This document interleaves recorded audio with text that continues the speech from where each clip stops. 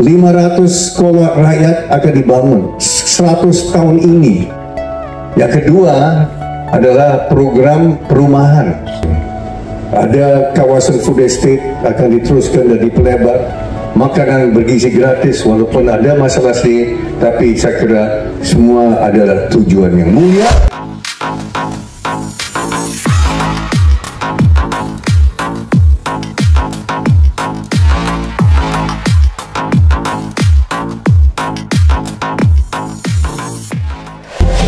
Selamat sore. Assalamualaikum warahmatullahi wabarakatuh. Salve, shalom, salam kebajikan, namo budaya, rahayu, rahayu, rahayu. Selamat sore, bapak-bapak, ibu-ibu, para hadirin semuanya yang saya banggakan, saya hormati, terutama Ketua Umum Ibu Dewi, Ibu Sri Kandi, dan ibu-ibu semuanya yang berkenan hadir. Bapak-bapak, saya terkejut kok begitu banyak yang hadir. Ini hari kerja ya, dan macet-macet, tapi ibu-ibu, bapak-bapak rela berkorban untuk hadir di sini, untuk dilantik. Dan saya juga mau ucapkan banyak terima kasih kepada kawan-kawan di daerah. Ada 77 DPC ya, tidak salah. Ada DP ini berapa saya lupa, 27 DPD, 77 DPC, sebagian ada yang hadir lewat Zoom, dan yang hadir lewat Zoom selamat sore, selamat malam. Ada mungkin yang sudah buka puasa, dan bagi yang masih berpuasa, selamat berpuasa. Masih tinggal setengah jam lagi ya, so bapak-bapak, ibu-ibu yang berpuasa, terima kasih berkenan untuk hadir bersama kita untuk acara yang begitu penting, pelantikan ya, begitu banyak cabang, begitu daerah dan sebagainya.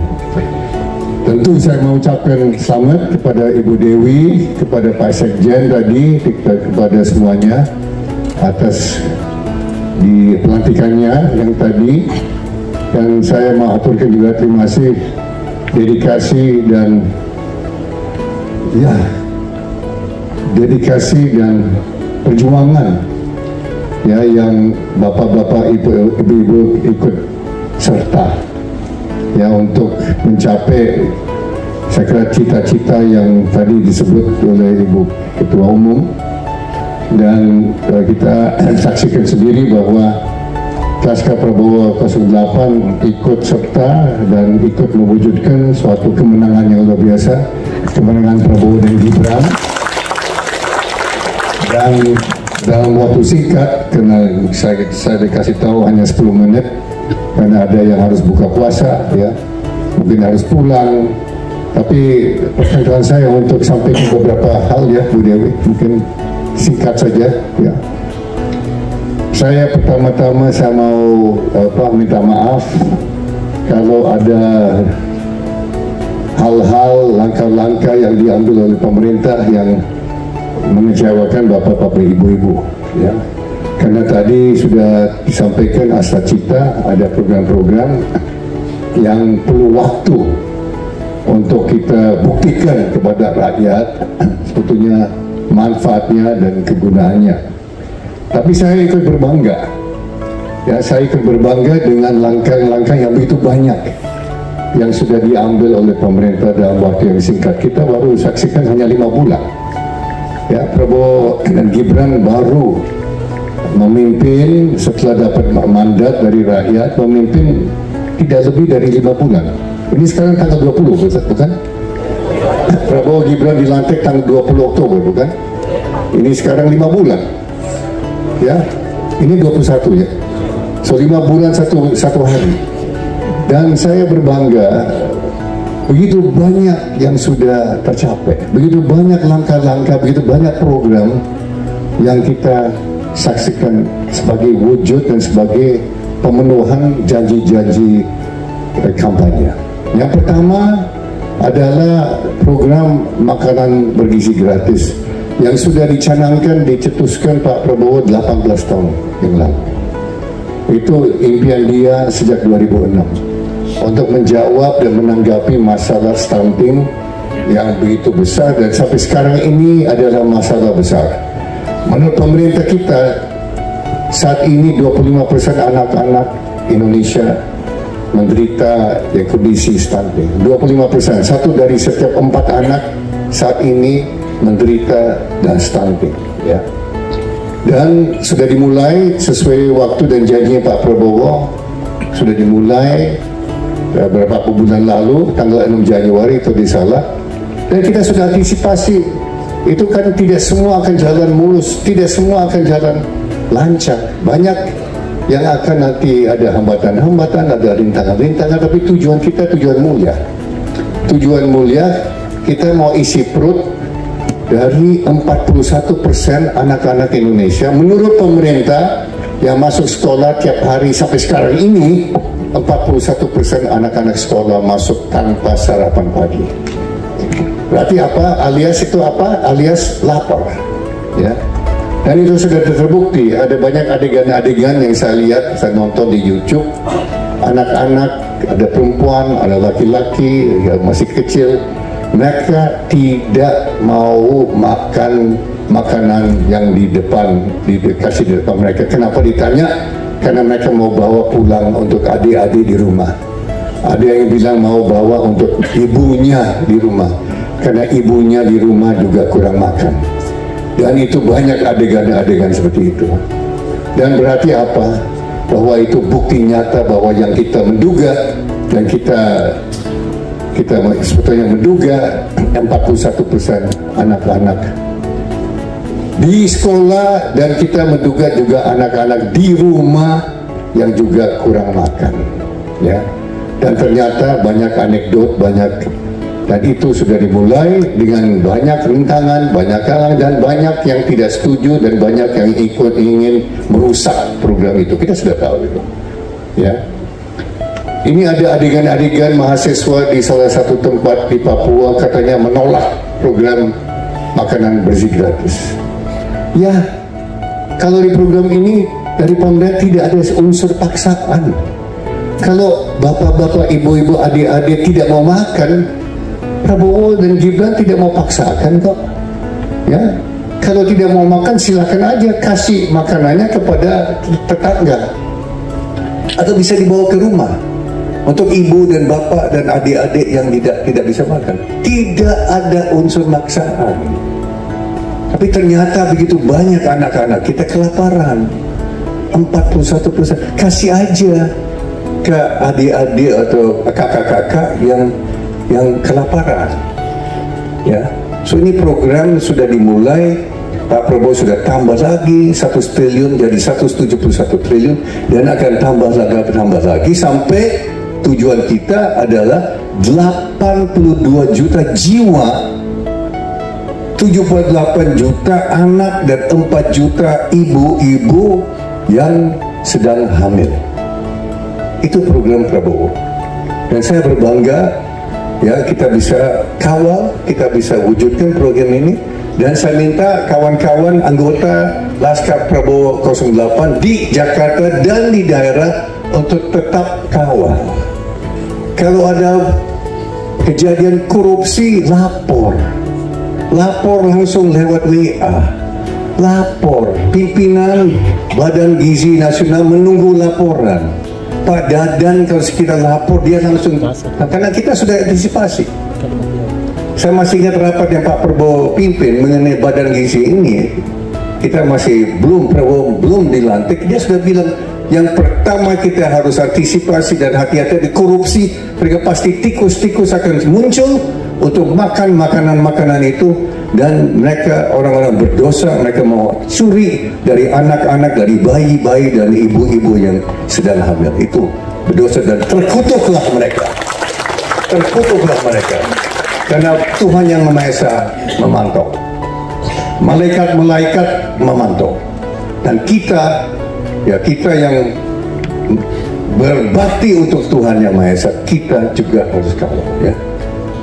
Ya, ini Indonesia, pasti masih ada koruptor, dan pasti tikus-tikus itu makin siap untuk curi dari anak-anak kita. Maka dari dulu ya Ibu Dewi, Saya sudah bilang ke Laskar Prabowo 08 dan kepada kawan-kawan di Ormas, ini adalah tujuan. Dan saya senang sekali ibu-ibu bapak-bapak kan sukarelawan. Ibu-ibu bapak-bapak kan tadi tidak digaji kan? Ya enggak? Kita berbuat kan untuk berbakti. Ya, ikut bantu Pak Prabowo, Mas Gibran untuk berbakti. Kan begitu. Tujuan kita begitu, kita berbuat, bukan omong-omong. Kita berbuat. Dan saya berbangga, makanan bergizi gratis walaupun ada masalah sedikit, tapi saya kira semua adalah tujuan yang mulia.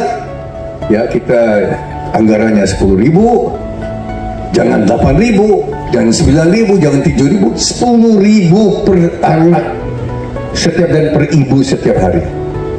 Dan kita mau tingkatkan, tujuan kita nanti 15.000 rupiah dan kita tambah lagi. Ya. Itu pertama. Yang kedua adalah program perumahan. Program perumahan itu adalah tujuannya untuk meningkatkan tingkat kesejahteraan rakyat kita, banyak yang miskin dan melarat. 3 juta itu setiap tahun, bukan 3 juta 5 tahun. Itu 3 juta setiap tahun kita mau bangun.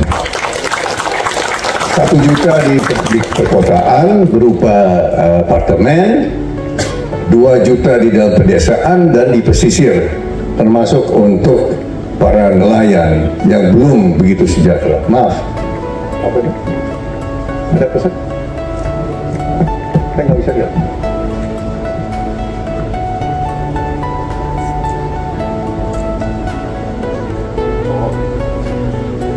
Namanya Ibu Devi.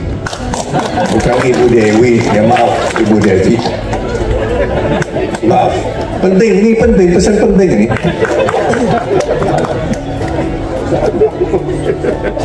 Gak usah ragu-ragu, saya bukan pejabat. Ya, gak apa-apa ya. Terima kasih, maaf, Ibu Devi. Bukan itu, tapi ya Sri Kandi lah. Ibu Sri Kandi ya, saya panggil Ibu Sri Kandi. Nah, 3 juta itu, ibu-ibu bapak-bapak, adalah program yang mau dibangun setiap tahun. Ya, Pak Prabowo, ya, insya Allah ya akan jadi tetap 5 tahun, berarti 15 juta rumah dan apartemen. Kalau nanti diberikan amanat lagi, mandat lagi, tambah 5 tahun, berarti tambah 15 juta. Berarti 30 juta. 30 juta rumah dan apartemen untuk semua yang belum punya rumah, belum punya apartemen, dan kita harapkan ini bisa diberikan kepada generasi Z dan generasi milenial yang banyak, 82% masih tinggal sama mertua, masih tinggal sama ipar, dan kita harapkan nanti bisa mereka bilang selamat tinggal mertua, mereka bisa punya sendiri. Kita bisa ngerti kan apa yang maksud. Ya, kita bikin mereka berbahagia.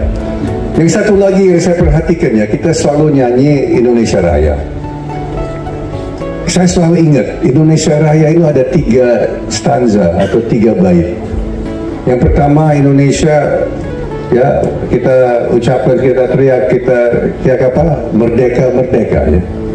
Tapi coba kita perhatikan ya, banyak mungkin yang tidak perhatikan bait kedua dan bait ketiga. Di situ disebut apa? Indonesia bahagia. Yang terakhir Indonesia abadi. Ya, Indonesia merdeka. Kita sudah merdeka. Ya, proklamasi kan 80 tahun. Kalau berdaulat itu 75 tahun. Ya, kita sudah merdeka. Tapi bahagia itu lain masalah, betul? Di antara rakyat kita banyak kurang bahagia. Dan tujuan Pak Prabowo dan dia mau bikin kita bahagia. Ya, merdeka sudahlah. Tapi kita belum merdeka dari kelaparan, kita belum merdeka dari kemiskinan, kita belum merdeka dari kemelaratan, kita belum merdeka dari intoleransi. Kita harus merdeka dari semua itu, dan tujuan kita adalah untuk Indonesia bahagia. Stansa kedua, coba diperhatikan bait atau stansa kedua. Indonesia bahagia, dan terakhir Indonesia abadi. Kalau rakyat kita tidak bahagia, belum tentu Indonesia abadi. Karena banyak negara-negara dengan rakyatnya tidak bahagia, hancur, disintegrasi. Nah itu Bu Devi, saya bisa bicara berjam-jam mengenai itu ya. Tapi tujuan kita untuk kita bikin rakyat kita bahagia ya. Di samping program perumahan, saya tinggal berapa ya? 2 menit. Ada program pendidikan, dan Pak Prabowo baru umumkan minggu lalu program sekolah rakyat. Kita akan bangun sekolah rakyat di setiap kabupaten di Indonesia.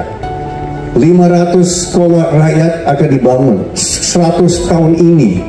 Dan sekolah rakyat itu ditujukan untuk rakyat-rakyat yang orang tuanya miskin, ya, orang tua pemulung, orang tuanya penagih miskin atau nelayan miskin yang nggak mampu, mereka akan dapat pendidikan gratis dan akan dibangun asrama-asrama boarding schools. Anak-anak ini dari desa-desa yang miskin mereka dikirim, ditampung di sekolah rakyat. Setiap kabupaten ada sekolah rakyat, dan itu ditugaskan Menteri Sosial untuk membangun dan untuk usahakan dibantu oleh Menteri Pendidikan dan Pendidikan Dasar dan Menengah. Kita mulai tahun ini 100 sekolah rakyat, dan tujuan pertama Pak Prabowo 5 tahun, Prabowo Gibran 500 sekolah rakyat kita mau bangun. Terus sekolah-sekolah yang ada program untuk renovasi sekolah. Karena ternyata banyak sekolah-sekolah di daerah itu banyak yang hancur.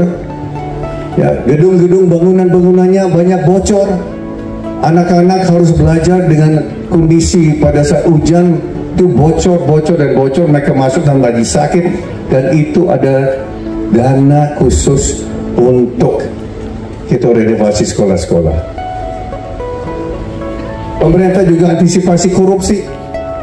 Tikus-tikus sudah siap, tapi pemerintah akan pantau. Sekolah-sekolah yang dibangun ada nanti petugas-petugas yang lagi datang dengan foto-foto, supaya nanti pimpinan di situ harus waspada. Pemerintah pusat akan monitor dengan teknologi tinggi, akan monitor dan akan monitor agar anggarannya dipakai sebaik-baiknya, tidak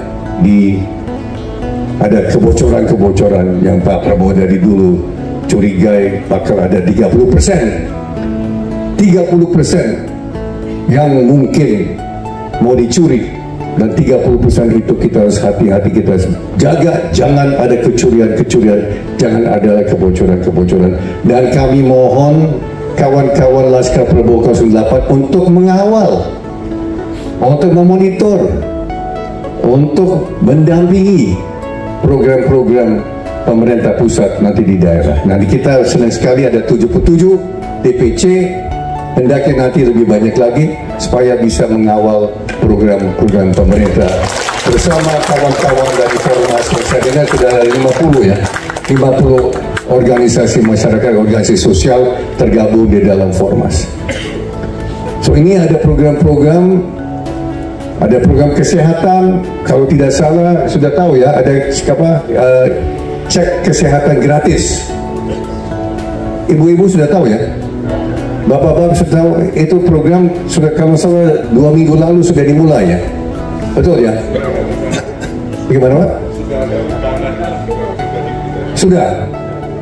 Ini adalah upaya lebih murah kita mencegah penyakit daripada kita mengobati. Kalau orang sudah jadi sakit, itu lebih lama, lebih mahal, dan kasihan keluarga yang ditinggal kalau tetap sakit. Pak Prabowo, saya pikir kita mau ada pencegahan sebelum terjadi atau sudah pada saat ya, yang awal pada tahap awal kita sudah mendeteksi. Kenapa? Karena ternyata Pak Prabowo dapat data, Indonesia adalah negara kedua terburuk dari segi penyakit namanya TBC. TBC tahu ya, TBC? Tuberculosis penyakit paru-paru. Hanya satu negara yang lebih buruk, itu namanya India. Indonesia kedua terburuk di dunia dari TBC. Terus ada juga penyakit namanya kusta. Ternyata penyakit kusta masih ada di Indonesia dan cukup banyak. Paling berat itu di daerah namanya daerah istri saya, Ponorogo. Yang kena kusta itu banyak di Ponorogo, di Jawa Timur. Itu kita mau juga mencegah dan obati. Suatu program sudah mulai, ya. Saya terus terang saja belum ada cek. Saya belum cek gratis, Pak. Belum, karena tidak perlu. Saya mampu udah bayar kan, Pak. Ya. Ini program-program yang saya kira sangat-sangat saya bangga. Saya terus terang saya berbangga dengan program-program ini. Ada kawasan food estate akan diteruskan dan dipelebar agar Indonesia jadi berdaulat dan kita nanti ketahanan energi kita. Dan program air bersih akan diperluas. Yang Pak Prabowo lakukan hanya 130 sumur waktu dia pergi pertahanan. Dia akan perluas lagi. Nanti desa-desa dan kampung-kampung yang belum ada sumber air, nanti pemerintah pusat yang akan bantu untuk lakukan itu, ya. So itu yang ini banyak program-program yang dinamakan program pro rakyat. Dan Prabowo itu orangnya kalau dia janji sesuatu dia penuhi janjinya, ya. So itu. Dan saya mau lapor juga, tadi malam ada sidang kabinet terbatas membahas suatu hal. Saya nggak perlu sebut apa, tapi ada yang sampai, Pak, ini mengandung risiko, Pak. Ini risiko, ada risiko rendah, risiko menengah, risiko tinggi. Pak Prabowo ambil yang mana? Dan dia bilang dia selalu ambil yang paling risiko tinggi. Dia risiko tinggi untuk rakyat Indonesia. Karena dia dalam hidupnya, dia waktu dia tentara dia sudah 5 kali hampir mati dan sudah pasti mau mati. Sudah pasti mau mati Pak Handoyo. Sudah peluru sudah lewat sini lewat sana sudah mati. Tapi ternyata Tuhan selamatkan dia. Saya kira Tuhan ada rencana besar untuk Prabowo dan dia selamat. So dia bilang udah di tinggal saya sudah ambil waktu saya tentara, apalagi yang lebih berbahaya apalagi, ya. Apa nyawa dan jiwa dan raganya dia sudah pertaruhkan 30 tahun lalu untuk bangsa Indonesia. Oh, sudah mau buka puasa? Ya, saya kira 1 menit ya, oke. Ya maaf ya Bu Devi kalau undang saya ya risiko ya adalah ya saya ngomong banyak. Ya, saya banyak Ibu Devi. Ya maaf ya, itu risiko jabatan ya sudah ya. Kalau undang Hashim ya saya bisa sampai malam ngomong ya. Saya kira begitu ya. Bagi yang berpuasa ya, selamat berbuka puasa dalam 1 menit, 2 menit ya. Dan bagi yang lain ya saya kira kita menikmati ya. Kita menikmati hidup yang baik. Saya kira begitu ya. Terima kasih. Wassalamualaikum warahmatullahi wabarakatuh. Waalaikumsalam. Terima kasih Pak Hasim.